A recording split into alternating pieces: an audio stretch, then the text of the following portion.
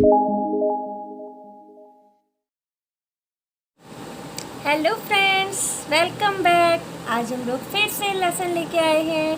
कल अपन ने प्रथम पाठ पढ़ा था, फर्स्ट लेसन आप लोगों ने पढ़ा था और हम 3 श्लोक पढ़ चुके थे, है ना। 8th क्लास की बात कर रही हूँ मैं। 8th क्लास की रुचिरा बुक सबने देखी होगी, डिस्क्रिप्शन में भी भेजी गई थी, ठीक है। तो आप लोग क्या करेंगे, 8th क्लास की बुक का फर्स्ट चैप्टर जो है वो निकालेंगे और उसमें से हम 3 श्लोक तो पढ़ चुके थे, ठीक है। और नेक्स्ट आगे के 4 श्लोक सभी बाकी है, ठीक है। तो अब अपन जो है स्टार्ट करने जा रहे हैं 4th श्लोक। आई थिंक मुझे जहाँ तक लगता है आप लोगों को अच्छे से श्लोक समझ में आ रहे होंगे, है ना, क्योंकि मैंने अपनी पूरी कोशिश की है आपको कि किसी भी तरीके से आपको वो श्लोक आपके दिमाग में सेट कर दूँ, है ना। तो आप लोगों ने समझा होगा अच्छे से, और आप जितना ज़्यादा अच्छे से समझोगे, इसको बार बार सुनोगे, आपको और अच्छे से समझ में आएगा। और अपने फ्रेंड्स के साथ भी शेयर करिए प्लीज़, है ना। और आगे शेयर करके सब्सक्राइब तो करना ही है, वो तो आप सब लोग बहुत अच्छे से जानते हैं, ठीक है ना। तो आप लोग जितना ज़्यादा लाइक सब्सक्राइब करेंगे, यही मेरा मोटिवेशन है। मैं आपको मोटिवेट करती रहती हूँ ना पढ़ने के लिए, कैसे पढ़ना है, क्या करना है। आप मुझे सब्सक्राइब करके और शेयर करके और मुझे मोटिवेट कर दिया करो, ओके। तो अपन जो है अब 4th श्लोक पे आ गए हैं, तो चलिए शुरू करते हैं अपन 4th श्लोक, ओके। पीत्वा रसम तो कटुकम मधुरम समानम माधुर्यम एव जनन्य मधुमक्षिकासौ संतः तथैव समसज्जन दुर्जनानां श्रुत्वा वचः मधुर सूक्त रसम सृजन्ति। इस श्लोक के माध्यम से क्या कहा गया है, सज्जन और दुर्जन व्यक्तियों की इसमें तुलना की गई है, ठीक है। तो क्या किससे तुलना की गई है, एक मधुमक्खी से इसकी तुलना की गई है ना। तो क्या कहा गया है कि जो मधुमक्खी होती है वो मधुरम समान, मधुर मीठे के समान, कड़वे, कटुकम यानी कड़वे रस को पीकर, ठीक है। रस क्या होता है, फूलों का रस पीती है ना मधुमक्खी, तो फूलों का रस जो होता है वो कड़वा होता है ना, उसका कोई टेस्ट नहीं होता है, उसको भी मीठे के समान वो पी लेती है, ठीक है। और माधुर्यम एव जननी, ठीक है, और उसके अतिरिक्त वो क्या करती है, माधुर्य मतलब मीठा ही जननी यानी उत्पन्न करती है, ठीक है। कौन, मधुमक्षिकासौ, मधुमक्खी। तो मधुमक्खी क्या होती है कि वो फूलों के कड़वे रस को पीकर भी उत्पन्न क्या करती है, जननी मतलब उत्पन्न करना, वो क्या उत्पन्न करती है, वो फिर भी मीठा रस ही उत्पन्न करती है। माधुर्य मतलब मीठा, या मीठे रस से माधुर्य से मतलब शहद, ठीक है। शहद को ही वो जन्म देती है, था शहद ही उत्पन्न करती है। पिया तो उसने क्या, कटुक यानी कड़वा रस, किसके समान पी लिया उसको, मधुर के समान पी लिया। लेकिन उसने उत्पन्न क्या किया, मधुमक्षिका सो, मधुमक्खी ने क्या, जननी मतलब उत्पन्न किया, जनियेत, यहाँ पे क्या हो रहा है, संधि विच्छेद हो रहा है, ठीक है। तो जनियेत जो है वो यहाँ तक कैसे आ गया, एक अनुनासिक संधि होती है जो अपने सामने वर्ड का अंतिम वर्ण होता है आपका वर्ग का, तो ये जो उसके साथ वाला वर्ड होता है वो भी क्या होता है, अपने अंतिम वर्ण में चला जाता है, ठीक है। तो त थ द ध न बन गया था, जबकि शब्द क्या था, जनियेत, ठीक है। तो जनियेत मधुमक्षिकासौ, मधुमक्षिका असौ, ठीक है। ये मधुमक्खी जो है वो निर्माण करती है किसका, माधुर्यम एव, किसका, शहद का ही निर्माण करती है।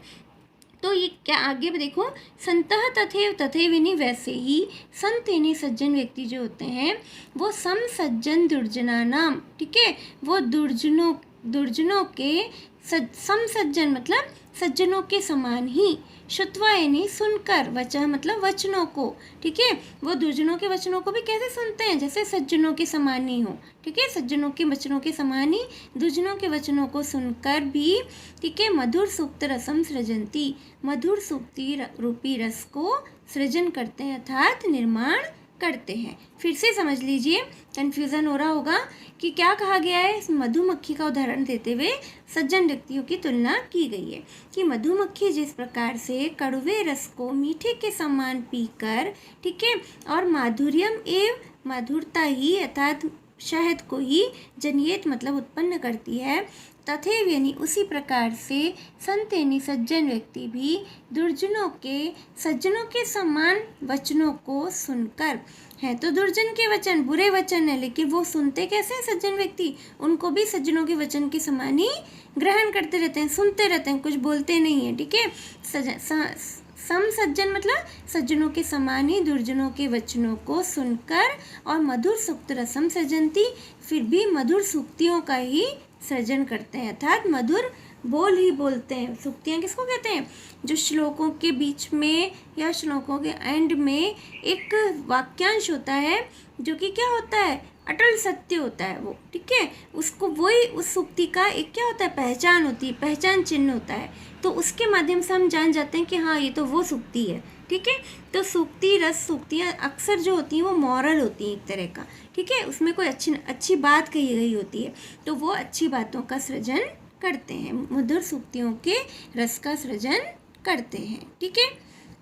नेक्स्ट देखिए, विहाय पौरुषम यो ही देवम अवलंबते प्रासाद सिंहवत तस्य मूर्धिन तिष्ठन्ति वायसा। आप लोगों को समझ में आ रहा है ना? यदि कहीं डाउट होता है तो बेटा आप लोग कमेंट बॉक्स में डाल दिया करो, ठीक है, तो मैं उसको फिर से दूसरे दिन अगली क्लास में आपको फिर समझा दूंगी, ओके ना। तो इसलिए कोई डाउट मत रखना, एक बार जब पढ़ रहे हैं अपन तो बहुत अच्छे से पढ़िए, ठीक है। विहाय पौरुषम यो ही देवम अवलंबते, विहाय मतलब छोड़कर, पौरुषम किसको कहते हैं?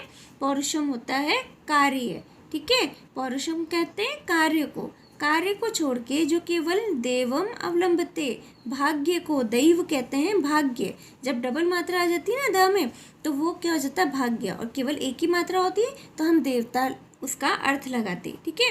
तो जो दैव यानी भाग्य के अवलंबते यानी आश्रित हो जाता है, जो व्यक्ति पौरुषम यानी किसको, पौरुष मतलब जो अपने कर्मों को करना छोड़कर और केवल किसके आश्रित हो जाता है, दैव अर्थात भाग्य के आश्रित हो जाता है, तो वो उसी प्रकार से हो जाता है जैसे कि प्रासाद सिंहवत तस्य मूर्धिन तिष्ठन्ति वायसा। कभी आपने देखा होगा कि बड़े बड़े महल जो होते हैं ना, महल के बाहर क्या होते हैं, एक सिंह की मूर्तियाँ लगी होती हैं ना, महल के बाहर की तरफ दो शेर लगे हुए हैं इधर उधर, देखा है ना आप लोगों ने।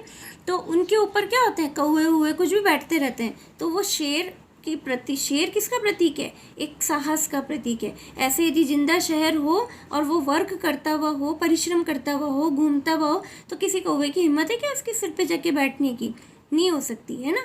लेकिन यदि वो प्रासाद में, प्रासाद यानी महल के सिंहवत मतलब महल के द्वार पर जो शेर के समान, वत मतलब समान, ठीक है, शेर के समान जो मूर्ति होती है उसके मूर्धीन यानी सिर पर तिष्ठन्ति वायसा, वायसा कहते हैं कौवों को, कौवे जो है वो तिष्ठन्ति यानी बैठते हैं। तो जिस प्रकार से शेर के सिर पर वायस यानी कौवे बैठ जाते हैं प्रासाद के ऊपर लगी हुई सिंह की मूर्ति के ऊपर, ठीक है, मूर्ति के सिर के ऊपर कौवे जो है वो बैठ जाते हैं, उसी प्रकार तो तब भी शेर को क्या, कोई फ़र्क नहीं पड़ता क्योंकि उसने अपना कार्य करना छोड़ दिया, वो तो मूर्तिवत हो गया है, ठीक है।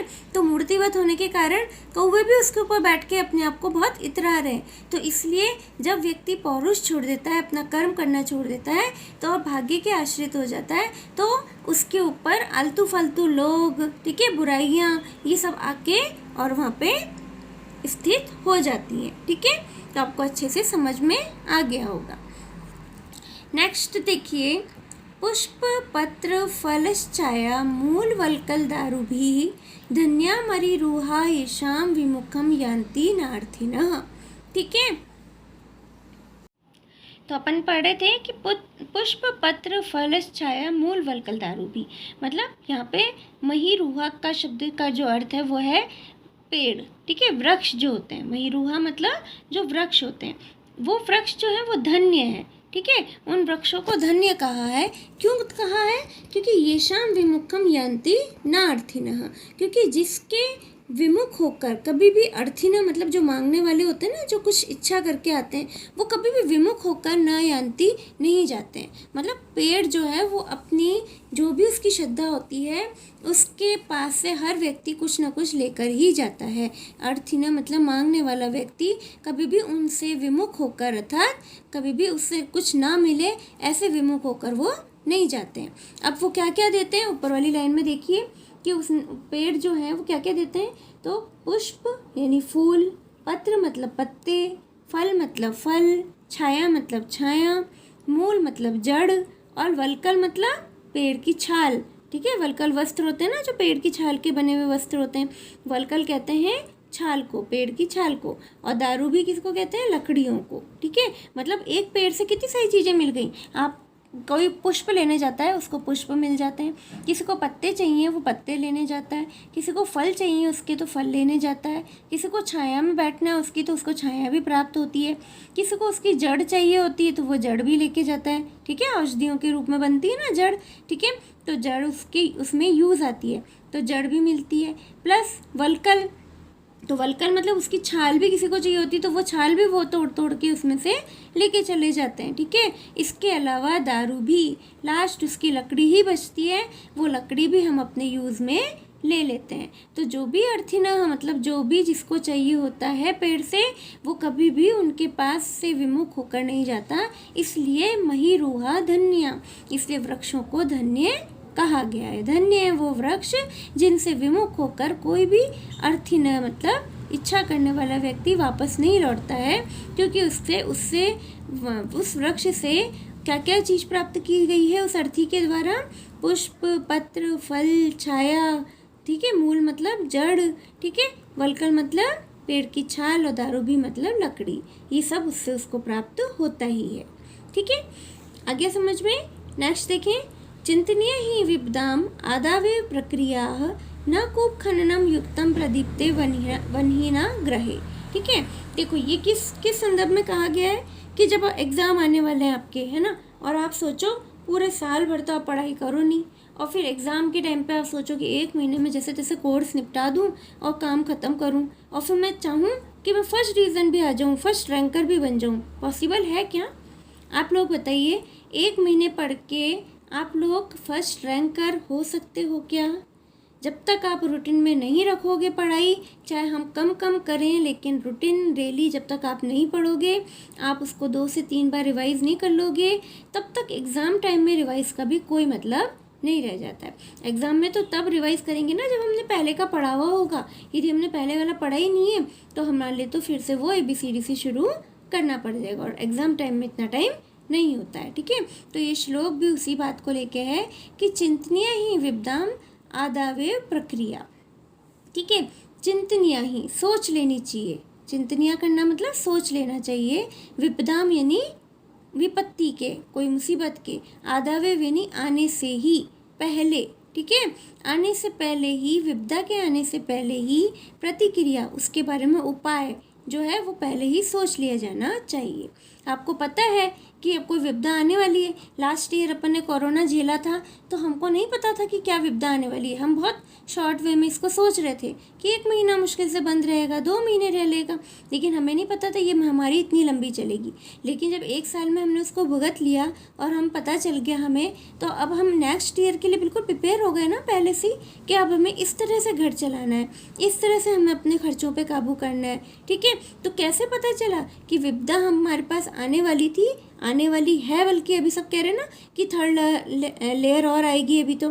ठीक है, तो थर्ड वाली और आएगी, तो हम और अवेयर हो गए। इसका मतलब अब हमको इस तरह से रहना है और सेफ्टी बरतनी है। ठीक है, हमको किसी को आने जाने नहीं देना है, मास्क नहीं हटाना है कभी भी मुंह से। ठीक है, और किसी के साथ हाथ मिला के नहीं चलना है, बिना मतलब बाहर नहीं निकलना है। ये सब हम क्यों अपनाने लग गए खुद में? ये हमारी रूटीन में हो गया, क्योंकि हमको पता है विपत्ति ऐसी है कि विपत्ति तब आ जाएगी तो कोई नहीं बचेगा, है ना। तो हम उससे बचने के लिए क्या करते हैं कि पहले ही उसकी प्रतिक्रिया यानी उपाय खोज कर रखते हैं। खूब सारी वैक्सीन आ गई हैं, गवर्नमेंट भी बहुत सारा कुछ कर रही है हमारे लिए। ठीक है, तो इसलिए विपदा के आने से पहले ही उसकी प्रतिक्रिया को खोज लिया जाना चाहिए। ठीक है, न, फिर उदाहरण देते हुए बताया कि न कूप खननम युक्तम प्रदीप्ते वहीना ग्रहे।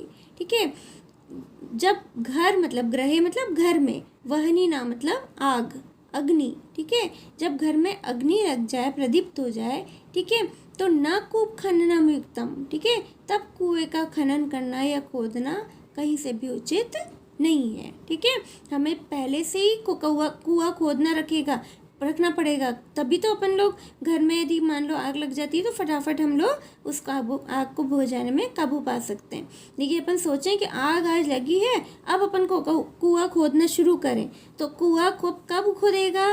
तब तक हमारा जल के राख हो जाएगा घर, और कुआं खोदने का कोई फ़ायदा नहीं होगा। इसलिए कहा गया है कि आज करे सो सॉरी, कल काल करे सो आज करे सो अब, ठीक है। पल में पढ़ ले होएगी, बहुरी करोगे कब, है ना। हिंदी की कहावत सुनी है अपन ने कि जो काम हम सोच रहे हैं कि हम कल कर लेंगे, हम उसको आज ही कर लें, आज का वर्क आज ही फिनिश करें हम लोग, है ना। तो हम लोग क्या होगा, वो हमारे लिए बहुत इजी गोइंग हो जाएगा, हमारे को बर्डन नहीं होगा। और जब एंड टाइम पे करने की सोचेंगे तो हो सकता है कोई ना कोई घर में मुसीबत आ जाए, हो सकता है परिस्थितियाँ ऐसी नहीं हो कि हम कर पाएँ, ठीक है। तो इसलिए किसी भी विपदा के आने से पहले ही उसकी प्रतिक्रिया को खोज लेना चाहिए, क्योंकि घर में आग लगने पर, प्रदीप्त यानी लग जाने पर, प्रदीप्त हो जाने पर कुएं का खोदना, खनन करना युक्त नहीं होता है। तो आज अपना ये लेसन फिनिश हो गया बेटा। अब मैं इसकी क्वेश्चन आंसर्स वगैरह जो है आपको डाल दूँगी, है ना। और डिस्क्रिप्शन लेसन का डाल ही दिया गया था। आप अच्छे से पढ़िए, अपने फ्रेंड्स को भी शेयर कीजिए, रिलेटिव्स को शेयर कीजिए, ठीक है। जितना ज़्यादा आप लोग शेयर करेंगे उतना ही ज़्यादा अच्छा होगा, ठीक है। और आप लोग भी जितना बार बार पढ़ेंगे इसको, उतने अच्छे से श्लोक आपको समझ में आएंगे। Okay, bye.